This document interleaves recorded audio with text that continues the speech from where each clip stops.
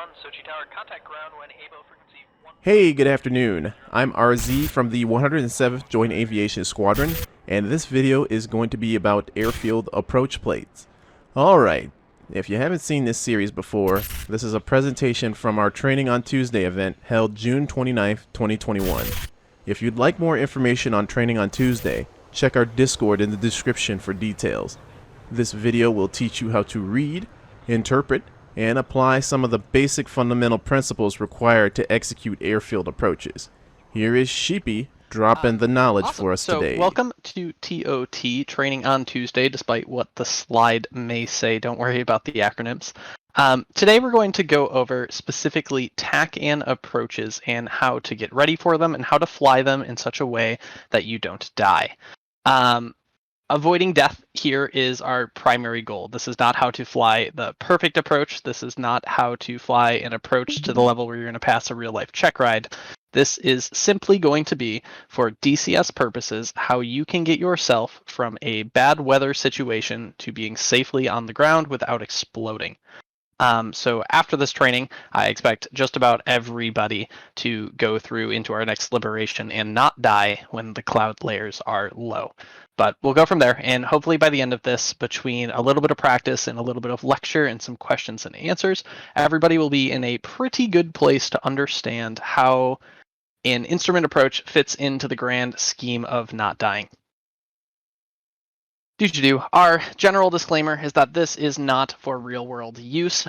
Learning how to do this, while it might help you in DCS, will certainly not help you in the real world, so please don't try to go fly a plane into a place that you should not do it. Also, a secondary disclaimer is that I am in no way a CFI or a CFII, so I am not a reputable instructor for this, though I have had a good amount of experience both in the real world and in DCS with flying approaches. Cool. Today, we'll be talking, like I said, how to follow a standard instrument approach. We'll be looking at a couple of TACAN approaches today to keep things simple, though most of what we'll talk about today can be translated over to an ILS approach or other types of approach based on the equipment your aircraft is made to do. The format of this is we're going to talk for probably 30-ish minutes. We'll break into a Q&A session for another 10 or 20 minutes, and then I have a quick clean weather training exercise that we're going to do at Incirlik Air Base, where you'll have the chance to put some of these skills to the test, and at the same time be able to ask some questions and figure out your stuff, so that when you have to do this in a real DCS situation, you will have a good idea and be confident that you can do it. There's a lot that goes into instrument flying, so for the sake of today's training out of our scope, we'll be holds, doing arcs, all the real world regulations that go into this, and again, anything that is outside of the DCS purview. So there's a little bit of jank mixed into the picture because of DCS, but we'll be sticking to specifically DCS things. Cool. When we're talking about any sort of IFR approach, the primary goal, and pretty much the only goal, is to safely get your aircraft from a place where you cannot see the ground and therefore not see the runway to a place where you are lined up with the runway, where you can see the runway and you are below the clouds and therefore can execute a safe landing. I think it's a huge misconception that the idea of an approach is to make your plane go from flying in the sky to having your wheels perfectly touching down with a beautiful, buttery smooth landing right over the threshold. The goal here is to get you so that you can see the field without dying, where otherwise you would have to just guess and check diving through a cloud layer and hope you can find the field, or get through the cloud layer somewhere where there's a hole and fly super close to the ground until you find the field, both of which not terribly safe, likely to result in your death, especially when we're looking at urban areas or areas with high terrain where those clouds could be massed in.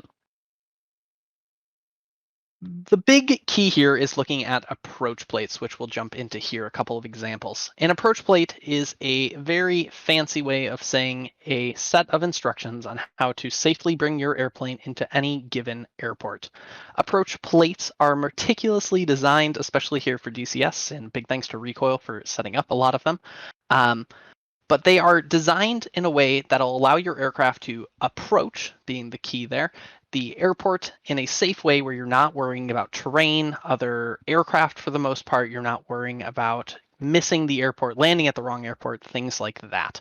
The goal is to get you safely down to the runway again, using a predefined set of steps that is not only safe for you, but also predictable for a controller, so that a controller can move a series of planes at the same time all into an airfield and keep them all safe.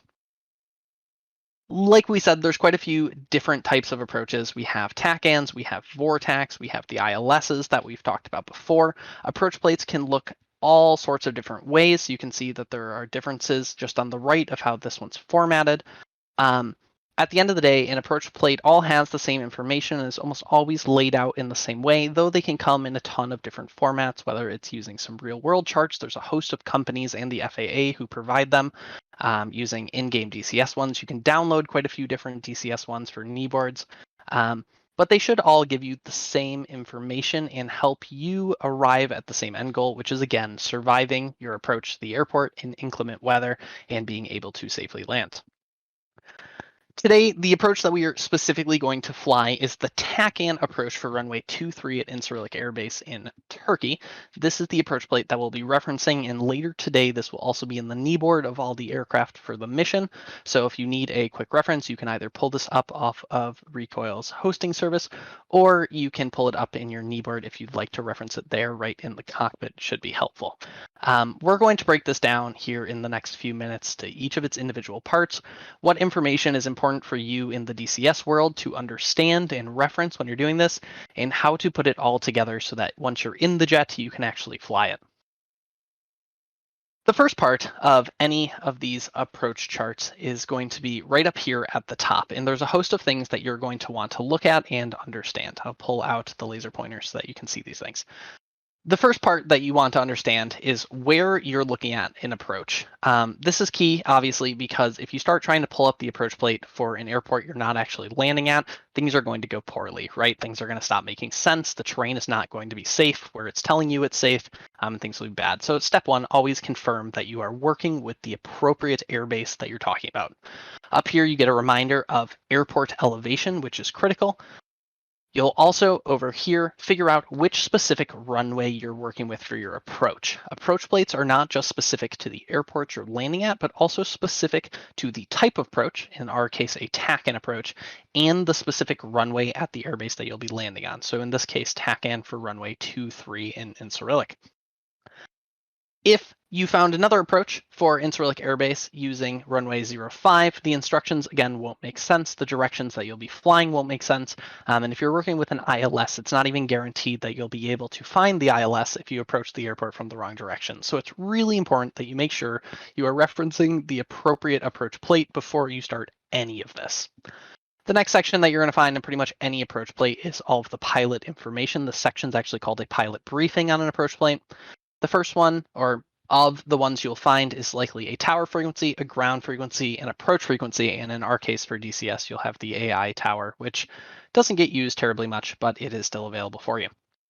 This is a quick reference where you can always find the approach frequencies, and for our realistic purposes, if you're flying on a TNT event where we have fields being controlled, this is where you're going to go to find a quick reference to all of those frequencies. The next parts you're going to find are all the approach-specific pieces of information here on this approach plate. The first one is going to be the TACAN, because this is, again, a TACAN approach. In our case, the TACAN you're looking for is Delta Alpha November Dan, and it's going to be on channel 21. Here we can assume this is channel 21 X-ray. The next piece of information that you're going to be looking for is your final approach course. This is at the final terminal part of this approach when you're getting as close to the airport as this approach can possibly put you safely. The course you are going to be flying in a magnetic heading is 229. This is important because if you are not flying 229, you are going to either not find the runway when you punch out of the clouds, or you're going to be lined up incorrectly if you do see the runway, and you're going to have to do some crazy pilot shit in order to get yourself wheels on the ground. Not so good. Here you can find your minimum altitude at a specific fix on the approach. In our case, it's JBI or JB, however we want to say that, and you're looking at 2,300 feet.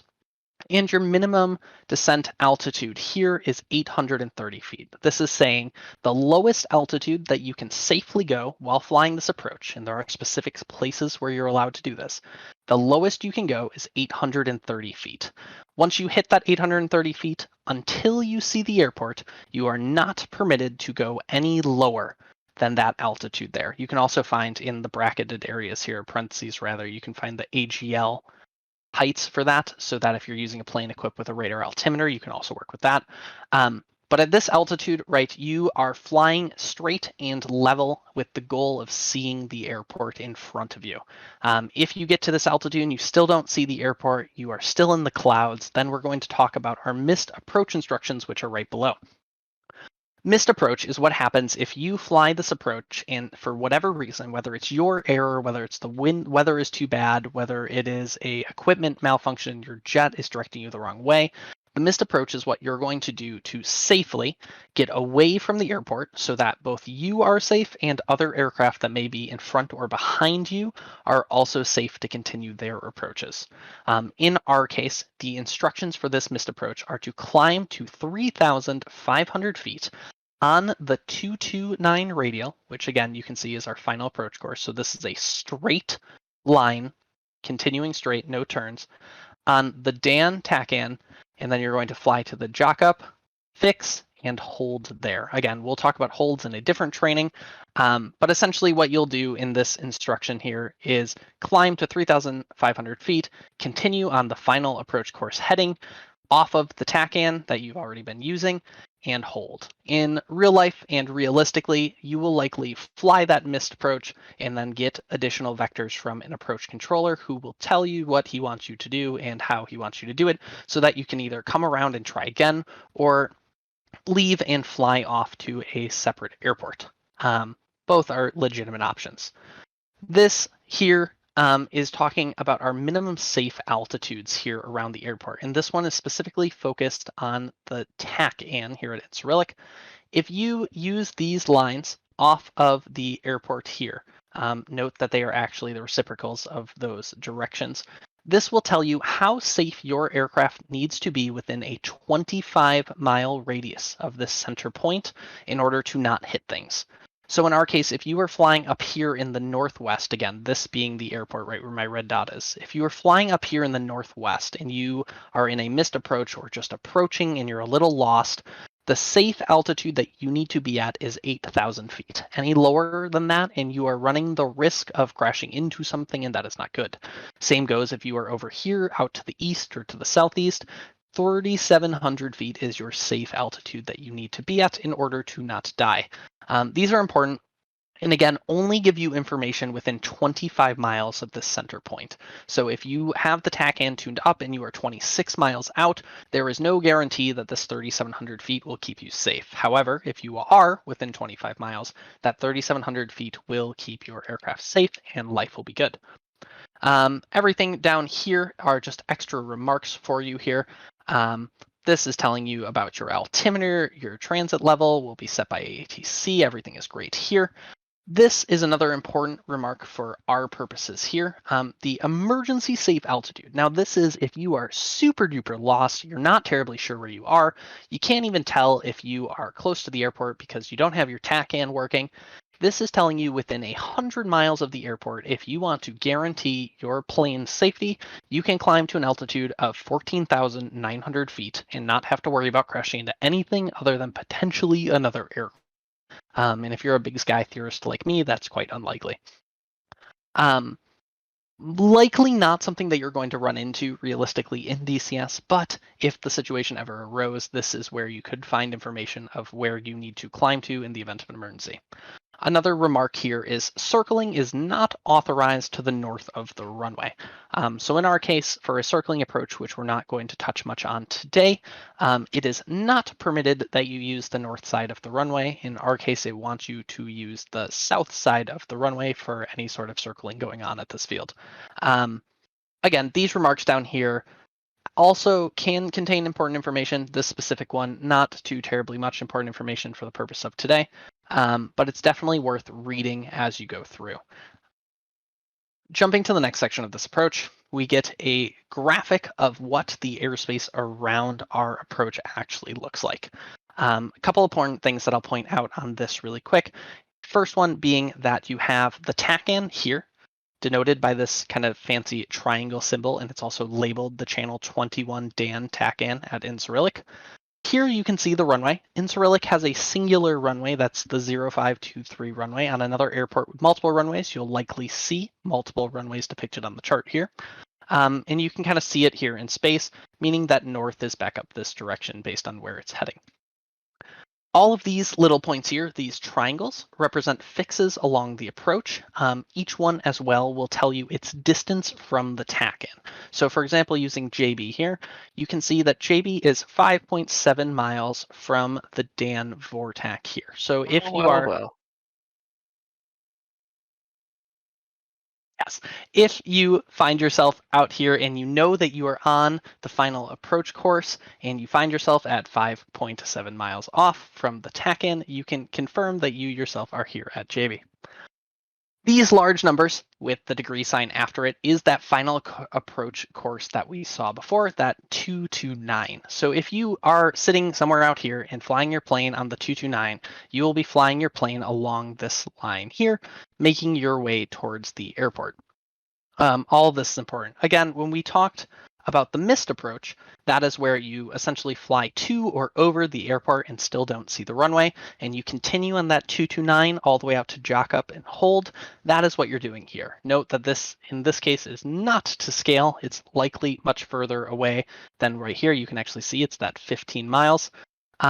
You'll fly out here and perform the hold, which we will talk about in a different training because likely for our purposes today, we won't have to do too terribly many holds. There's also plenty of really good real world and DCS information about holds that exists online in case you are looking to learn those. For the sake of our approach today, this up here is an arc, which is designed to set you up, especially if you are coming from the southwest for this approach.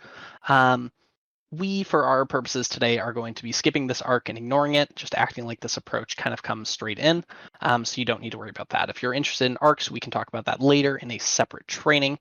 Additionally, we can cover that potentially through outside resources and kind of offline chats. Cool. The last thing that you're going to want to notice down here is you may find at various places around the approach plate maximum speed and altitudes that you may need to worry about. In this case, if you're up here in this hold, you'll be looking at 250 knots as a max indicated speed.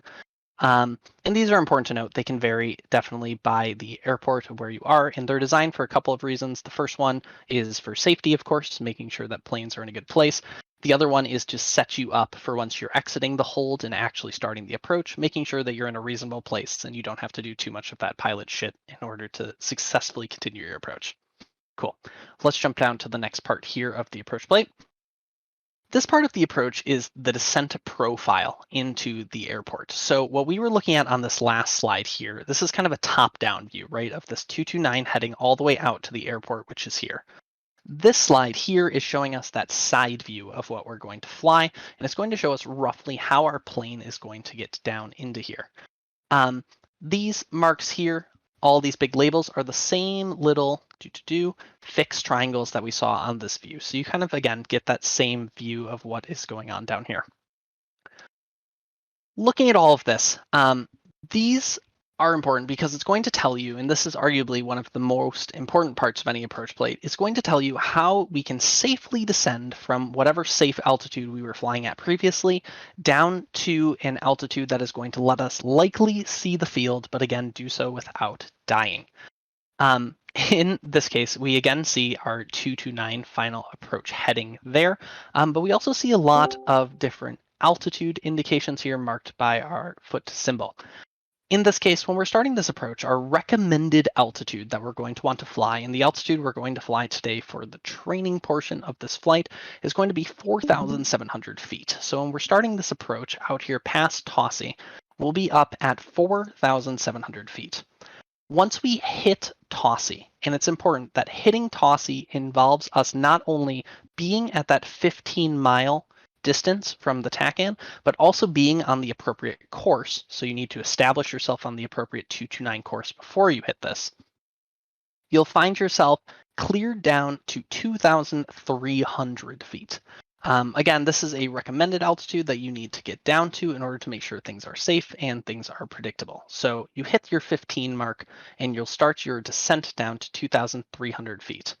The goal of this descent is to be at 2,300 feet before you hit JB, which you can actually see here as a depiction on the descent profile, that you'll want to descend, level out at 2,300, and then hit JB at your distance of 5.7 miles.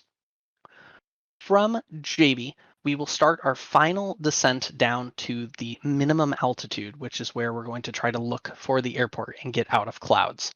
You get a gentle hint here that a rough descent profile is going to look like 3.17 degrees down. And you can reference that a little bit if it helps to make sure that you have, I don't know, like an extra layer of check as you start your descent down. But realistically, you'll be looking for these different fixes along the approach and the altitudes there. So in our case, you'll start your descent down to Habim at 3 miles off of the TACAN, and at that point, you want to be at 1,400 feet or above. You never, under any circumstances, want to descend below any of these specific altitude recommendations or mandates unless you have a very good, very specific reason for doing so. Almost never. So assume that these altitudes are law. And again, because the goal of this is to avoid obstacles on the ground, it's always safer to be, say, 50 or 100 feet above these altitudes than 50 to 100 feet below. You'll definitely be safe staying higher than these, but you definitely are not guaranteed to be safe if you descend much lower than these, which is really good to keep in mind as you continue these approaches. Again, you hit your Habim at 3 miles out, and you can continue your descent at that point down to 980 feet. 980 feet here is, again, 1.7 miles away from the TACAN. I'm probably sounding like I'm repeating myself, broken record style, quite a bit here, but that in a lot of cases is what these descent profiles look like. It is step after step after step and just repeating the same workflow over and over again as you get closer to the airport.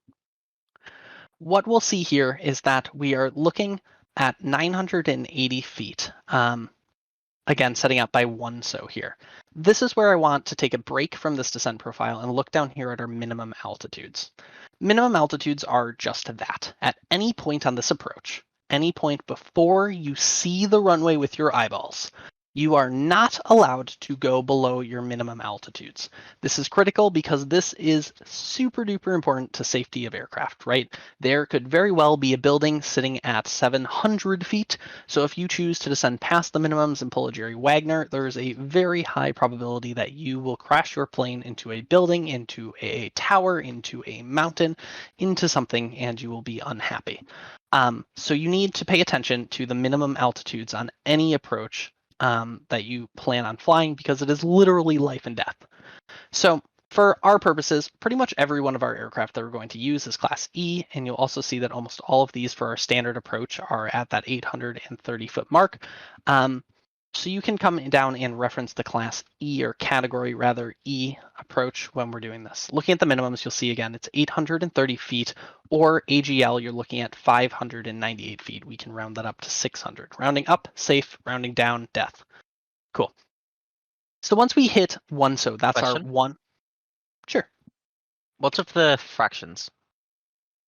830, 1.5. I'm actually not terribly sure what those are. Sick. Recoil? It's your visibility and statute miles. Yeah, Oh, visibility. that's your viz. Yeah. Cool. So that's your visibility. You are looking for a minimum here of 1.5 miles of visibility so that you can safely see the field and go in. If the weather is below this, and that's another important point about minimums. If clouds, for example, are at 500 feet, we are essentially throwing this approach out the window because it's not going to be possible, right? The safest we can get down to is 830. If clouds are at 500 feet, then there is 0 chance we are going to see the field from 830 feet. So we're going to have to look for a divert airbase and get the heck out of there and fly out to somewhere hopefully a little safer, or rejoin with a tanker or something and stay in the sky until the weather clears up a little bit. But yes, 830 feet is our minimum. So here, once we pass our 1 so at the 1.7 distance off the TACAN, you'll be cleared down to that 830 feet. At your 830 feet, you will again level off just like before and continue on that 229 heading all the way until we hit our missed approach. The instructions, again, are graphically written out here for you, just in case you need them. In our case, our missed approach is going to start at 0.5 miles from the TACAN, as denoted here.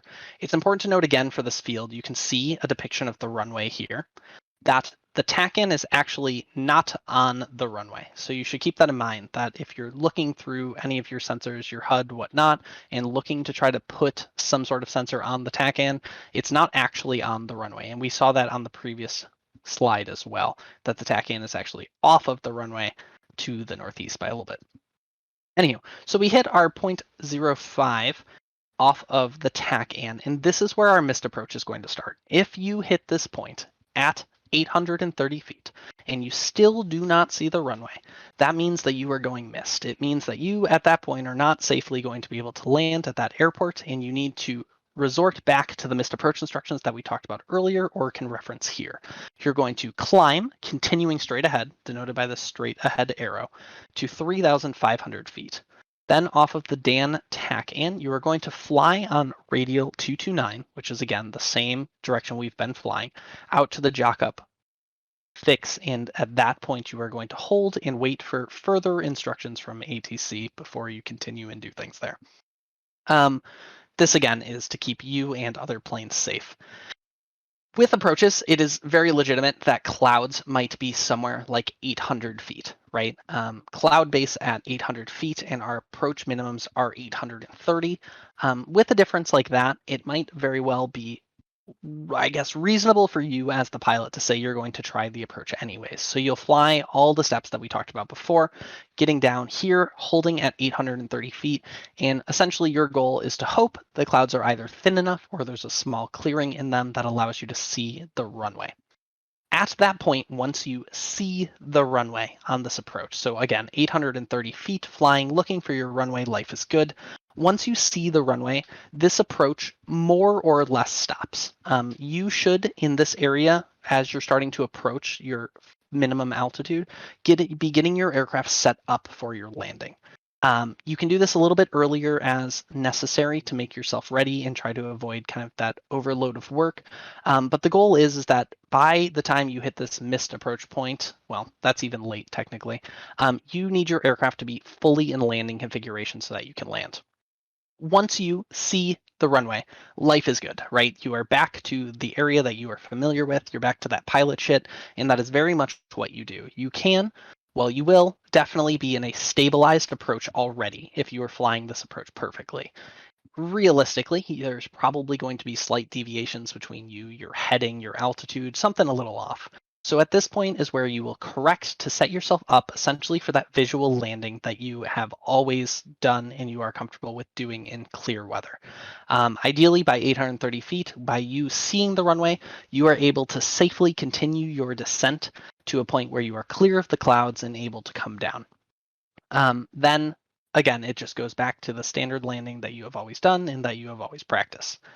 Important thing to note is that if you see the runway and start moving for your landing there, and then all of a sudden, for whatever reason, you lose the runway, it is super important that you resort back to those missed approach instructions, because at that point, right, you've likely deviated a little bit from the approach, you're below minimums, and you lose the runway, whether it be a cloud or it be, I don't know, that you've been blown off course, something like that. Resort back very quickly to your missed approach instructions. Return back to that 229 heading, so you're back on the line, focusing off of the TACAN. Get yourself back up to 3,500 feet and head off on the 229 radio for that hold at jock up until you are given instructions. That is critical and something that can really get dangerous really quick. If weather is changing and clouds are blowing around and things are moving and you think you're safe and then all of a sudden things change, you can guarantee your safety by returning back to this missed approach instruction and going from there. At the end of the day, I'll reiterate it and say it 1,000 times. The goal of any approach is to make yourself go from a position where you are above or in the clouds and cannot see the runway to a point where you are in a position where you do see the runway, have gotten there safely, and your aircraft is ready to land. Something that will help you get through otherwise impossible weather in a safe manner where you are not going to kill yourself and you're not going to kill other people around you. Approaches can definitely be stressful. They are a lot of work. They are a lot of things to remember. It's a lot of cycling between your instruments in your cockpit, making sure you're on the right course, making sure you're still tuned with the TACAN, making sure your altitude is appropriate. And it definitely gets hectic. So there is never any stress when it comes to one of these landings to just go into the missed approach instructions and get back up above those clouds, fly back around the airport back to the starting end of the approach, and then go again. Looking here back to the same big picture, again, you're looking at your pilot brief up here, you're looking at the graphical top-down view of the approach here, then you're looking at your descent profile over here, and your minimums, and again, missed approach instructions up here. Whenever you're getting ready to do an approach, it is definitely good practice to do what is called briefing an approach. That consists of taking yourself essentially like you're reading a book and just flow yourself through the document, reading each and every line, making sure that you understand everything that's going on. Controllers in pretty much all cases of the word work for the pilot, right? So if there is something on an approach that you do not understand when the moment comes to it, and you have a controller available to you, working the tower, working the approach, doing whatever, this is where it is pretty much the no shit time to start asking for plain English instructions as to what that part means so you can figure things out. It's much better to ask and sound a little silly over the radio than it is to try to fly something that you don't understand and crash and blow up. So before you start any of these approaches, you'll pull it up on your knee board, your other monitor, whatever it may be, and you'll read through all of the steps. You'll understand the frequencies, and you'll try to do as much work ahead of time as you possibly can. So in a plane with multiple radios, that might mean getting your approach and tower frequency ready on another button, setting yourself up with ground to be quickly tuned once you're on the ground. You'll work on getting the TACAN set up as soon as possible, and you'll try to set a course line or a mental course line at least off of the TACAN on that 229. You'll understand that your minimums here are going to be at 830 feet, your minimum decision altitude there. You'll read through the missed approach instructions so that you know before you have to go on the missed approach what you need to do, and you'll make sure you read any of the remarks down here. Then take a minute, familiarize yourself with this overall picture. You don't have to be a master. Pretty much everyone and their sister flies with the plate visible to them at some way. So keeping that knee board up, keeping on your second monitor, printing it out if you're a cool old school kid. But make sure it's available to you so that you can reference it later. But get yourself familiar with this picture. Try to picture yourself somewhere either on this map or somewhere off the map, wherever you may be, and try to keep track of where your aircraft is along this approach so that you have a good idea of where you are in case something either goes wrong or in case you need to correct if you find yourself off of course. Again, reading through all of this, understanding where you're going to start your approach at, here in our case 4,700 feet, and where you're going to start working down to. Understand, the first altitude, maybe the second and third altitudes, just so you have a good picture and can understand what you're doing before you're going to start it. Minimum altitudes, again, are a no-brainer that needs to be reviewed before you start the approach. Step one, always making sure that the current weather at the airport, acquired either through the ATIS or through some omniscient knowledge through DCS, is meeting these minimums. Make sure you are reasonably looking to make sure your clouds and visibility are in a good place. Again, if clouds are touching the ground, chances are you are not going to be able to safely see the airport at 830 feet, so it's probably not a good time to attempt this approach or to land at this airport. Circling again, these are a separate set of minimums that we can talk about a different day. But the goal here, again, is to get yourself to see the airport. And if you follow these steps as they are documented here on this approach plate, you will 9 out of 10 times find yourself pointing with your nose at the runway with your landing and ready to land safely, despite not having seen the airport just a few minutes beforehand. Super important, especially now that DCS has implemented some more serious clouds. And a really, really good skill to know, not just for bad weather, but also for just low visibility situations like nighttime, where you want to make sure you're giving yourself the best chance of safely arriving at your destination airport without having to do too much crazy pilot shit or run into an unfortunately placed tower along your flight path. Super cool. Let's talk really quickly with the slide I stole from Jaffa's here at the end. Task saturation.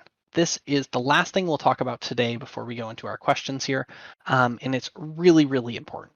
Flying an approach is hard. There are a lot of things going on all at the same time and a lot of information you need to keep fresh in your mind in order to do this safely. Task saturation is when there are too many tasks at the same time going on and you kind of get yourself into that stressed out little bit of frenzy. It's very dangerous and it means you're not going to be flying your A game and getting yourself safely down in a situation where it really does require your A game. It's really important to take these steps so kindly provided by Jaffa during his previous training in order to reduce that. Remove unnecessary distractions. If you are flying and ATC is talking to you too much, tell them to shut up unless it's important. If you are flying and your wingman is annoying you, tell him to shut up unless it's really important. If you are sitting there worrying about what your radar is doing and making sure you're fenced out, maybe it's time to do a quick go around and fly somewhere else for a minute to get your aircraft back in a position where all you have to worry about is getting it landed.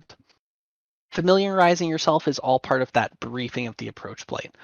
Make sure you read it, make sure you understand, make sure you ask questions either of your flight members or of the controller before you try to do an approach. This will definitely save your life, and it might even save the life of other aircraft around you if you're doing something really off base.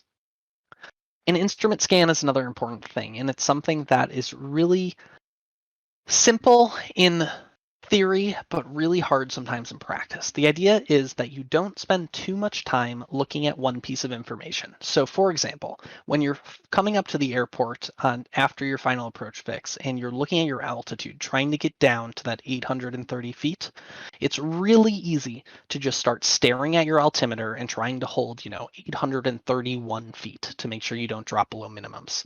That's a really bad habit to have because while you're staring at that altimeter, your airspeed might be coming down or going up. You might be drifting off course. You might not have your aircraft with its landing gear down, ready to touch down once you land, and that's where accidents and all sorts of problems happen. So it's important to develop a scan. That might look like looking at your altimeter, looking at your course line, looking at your speed, looking back to your altimeter, looking back at your course, looking at your speed, checking the approach plate, back to the altimeter, course, speed, something along those lines, which makes sure that you are always referencing all the available pieces of information that are required for an approach so that you're not losing track of any specific one or more than one, and heaven forbid, so that you can always make sure you are in the right place at the right time. The last one, of course, is slow down. If things are getting chaotic, first of all, that is slow down in two ways, right? First one, take a deep breath. Remember that you are flying this, that you're in control of the plane, and that life is good. The second one is slow down physically. Take your throttle and slow your plane down so that you approach the next areas of the approach plate a little bit slower than you otherwise would, right? Doing an approach like this at Mach 1 is probably going to go way too fast for the controller to handle, first of all, but it's definitely going to be way too fast for you to process all of the steps that you need to do along your approach. So in two ways, slow things down if things start to get crazy and chaotic for you. Jump back over to this slide and we'll open this up really quick for questions if anyone has any before we dive into a server and actually do a little bit of flying here to see what we can do. Quick question. All of the headings given on the approach plates are in magnetic or true headings? These are all magnetic. So in our case, the 229 is a magnetic heading.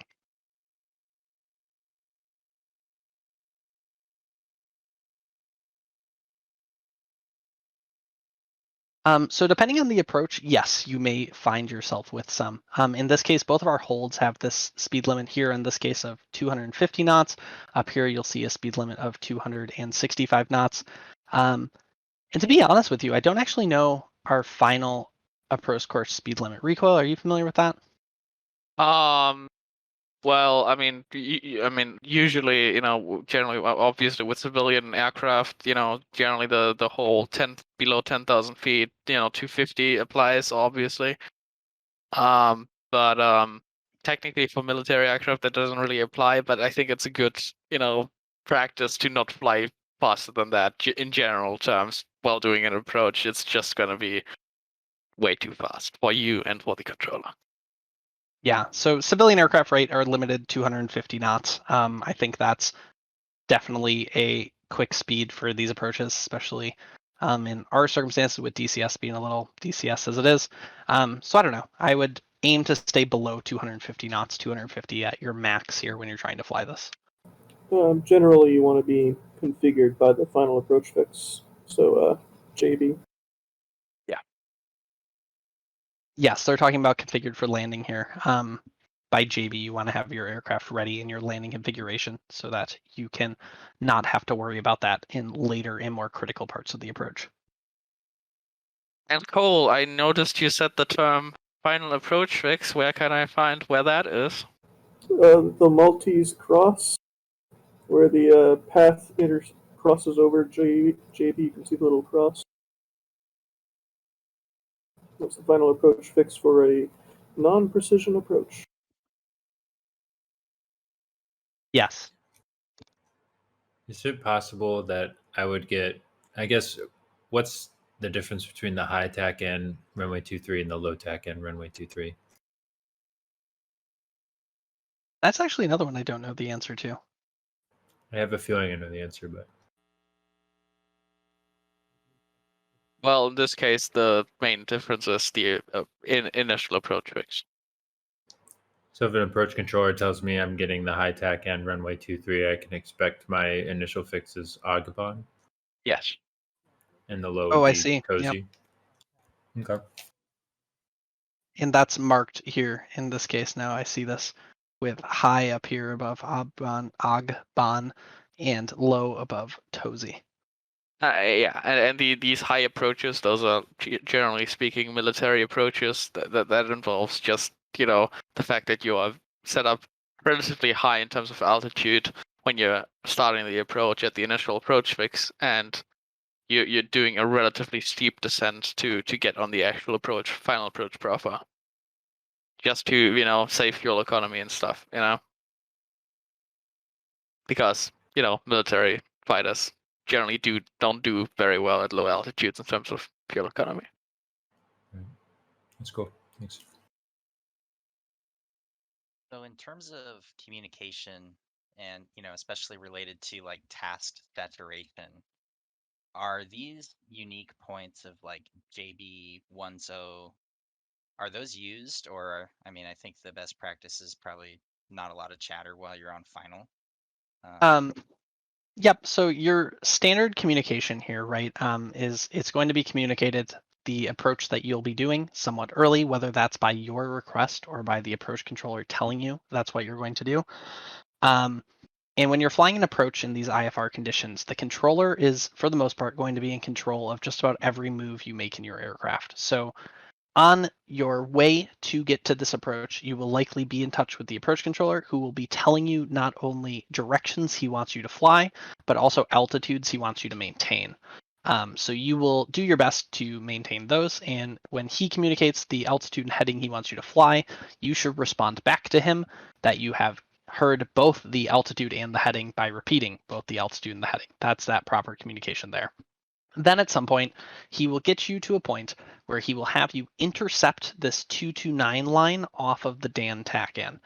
The controller will then tell you that his intention is for you to intercept the TACAN approach for runway 23, and they will also confirm with you your position of where you are. So like I said to you earlier about make that kind of mental picture of where you are, the approach controller will tell you that you are, for example, 2 miles to the east of Gerla. God, these are the death of me pronouncing these. You are 2 miles to the east of Gerla. Fly heading 250 for intercept. And you will continue to comply with those instructions, flying his direction, and you will understand that your job at that point is to fly that heading until you get to a point where you can intercept and join this 229 approach. The controller will further, and the last piece of real information that is important from the approach controller is they will give you the cleared for the TACAN approach runway 23. That is him telling you that once you are established on that 229 heading off of the TACAN, that you will be in charge of your own descent all the way down. At that point, you'll likely be told to contact Tower, or perhaps a little bit later, depending on the workload of the approach controller. And Tower will give you your landing clearance or tell you to, fly and wait, and you'll get that. But yes, this definitely does get stressful once you get especially past this final approach fix where you're really focused on your descent and course down. So communications are more or less at a minimum when you're in that portion of flight there. But you can definitely expect a lot of instructions in altitudes, headings, and then a final clearance from an approach controller. That makes sense. Yes, it's important to know that the general rule of thumb with any communication is that for a controller, you want to repeat back to them. And this is again for ground, for approach, for tower. You want to repeat back to them anything they tell you with the word cleared in it. So cleared for takeoff, cleared for taxi, cleared the approach, whatever. You further want to repeat back to them any directive they give you. So if they told you to do something that requires your action, you should repeat that back to them. So if they tell you turn heading 275, you should repeat back to them that you are turning heading 275. If they tell you to climb and maintain altitude of 9,000 feet, you should repeat back to them that you are climbing to maintain an altitude of 9,000 feet. And that's how you can understand what you need to repeat back to them. So, right, if they tell you you are 2 miles east of Gurla, that's them just telling you some information that doesn't need to be repeated back to them. Same deal, talking to the tower, if he tells you winds, you don't need to repeat that back to them. You just need to repeat the cleared for whatever he cleared you for. Yep, makes sense. Cool. Another question. At any point throughout this, if we do get visual on the runway, do we just say, I can see it? Or is there a special words for it? You can normally, I think runway in sight is normally the phrase to do. In our case today, the weather is quite generous for you guys just to make things easy. So it's up to you how much you cheat and look outside of your cockpit. Ideally, you're looking mostly inside your cockpit. But yes, you can communicate that the field is in sight to whatever controller you're on with. And at that point, you likely want to continue with the approach to the best of your ability. But I mean, if you're flying in a day where there's no clouds, right, then you're essentially doing a visual approach at that point, and life is good. The big concern is that you don't fall back into clouds, and then you're out of position, right? So you want to be close enough where you can recover. But if weather is good, then yes, field in sight, and you're clear to land. And if you did report field on sight and then you, for reasons unknown, do lose sight of the field again, you should definitely report that to the controller. Yes, very important. And is that just a missed call or? So if you have the field in sight and then the field is not in sight, honestly, you can probably just report that in plain English. Your call sign, field no longer in sight. And then the approach controller / tower controller will either tell you go missed, which means start flying the missed approach, or they will have you continue on the approach if you are somewhere reasonable on the approach to do so.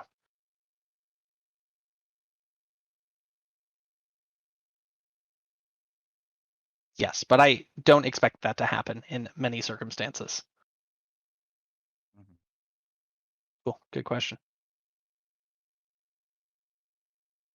Anything else, or are people happy? Ideally, today we'll have a tower and approach controller staffed for controlling for you guys. My goal is to be able to jump around and help people out with specific questions they may have during the whole procedure, but I know there's plenty of us here in this channel right now who know how to do some of these, so there's lots of good people you can turn to. For the sake of today's approaches, we're going to start all of our approaches with just a low approach at the end. What that means is instead of landing at the airport, we expect you to just fly over the airport and then expect to be vectored back around for the approach. The goal there is, of course, to give you more time focusing on, on being controlled and running the approach than time spent wasted on the ground with weight on your wheels. So today, for the most part, expect your clearance from tower to be that you are cleared for the low approach, which means fly over, but don't touch. Super cool. In that case, I will stop sharing my stream. Thank you all who may have to dip out now for attending that. Hopefully you picked up a thing or two. I'm also happy to take any feedback that you might want to shoot me in my DMs and take that to heart and figure out what I can do better next time.